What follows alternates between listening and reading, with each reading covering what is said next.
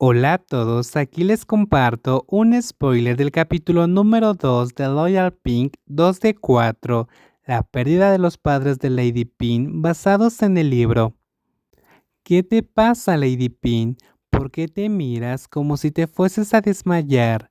Los días en los que la princesa Nilapat y su pandilla no aparecen, ni siquiera una señal, Lady Pin siempre pensaría que es un día de suerte al no tener una persona traviesa que la distraiga como otros días. Aunque ella sigue diciéndose a sí misma de esa manera, los ojos de Lady Pin aún continuaban buscando a las dos chicas hasta que el cielo se tornaba azul oscuro.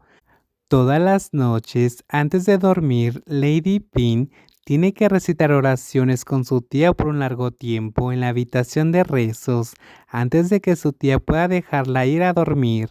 Lady Pin ha tenido su propia habitación desde el primer día que entró al Palacio Bunchumpu, el cual ama mucho, una habitación bella y espaciosa que su tía intencionadamente decoró con muebles femeninos. Al menos su habitación le confiesa que su tía de buena gana le dio un refugio tanto mental como físico. Lady Pin prepara los libros de texto de acuerdo con el horario del siguiente día. Después de checar que todo ha sido preparado, ella entonces empieza a escribir en su grueso y cuadriculado diario, el cual mantiene escondido en el cajón sobre el escritorio.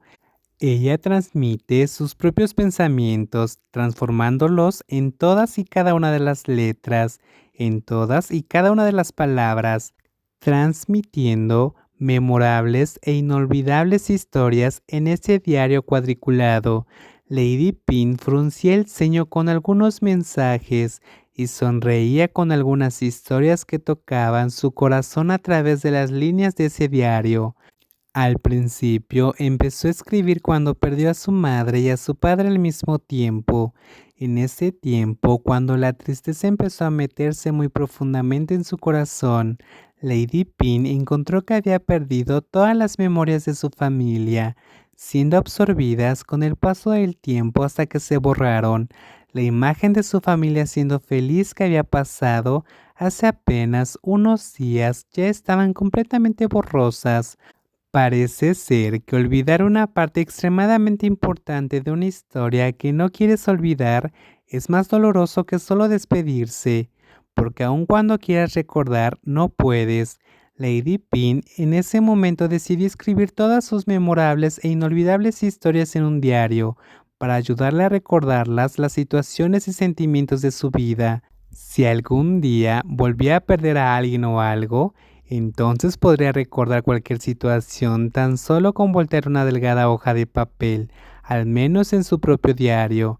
Cada noche, después de que terminaba de escribir, se preparaba para ir a la cama temprano. Empezaba por darle algunos golpes al colchón limpio con sus manos, como su tía le enseñó, diciendo un pequeño rezo y haciendo 3 reverencias hacia el piso en una almohada.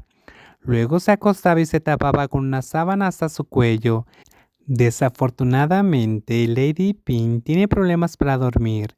Por lo general, accidentalmente, empieza a crear y conectar muchas historias en su cabeza, como una enredadera a la orilla de una cerca. Tiende a ser ya muy tarde por la noche, cuando por fin se quedó dormida.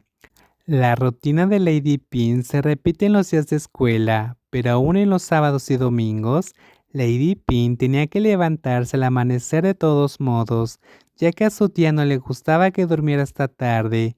En estos días, Lady Pin se vestía por lo general con una falda simple con patrón floral, luciendo bonita y tierna. Su tarea principal era ayudar a su tía a preparar la comida para ofrecérselas a los monjes que venían a pedir limosna en la puerta trasera del palacio.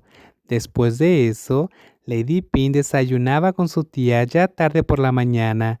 Su comida en los fines de semana era mucho más especial que en los días escolares, porque su tía supervisaba personalmente a McCoy al cocinar. Después de desayunar, su tía usualmente salía a hacer mandados tanto dentro como fuera del palacio.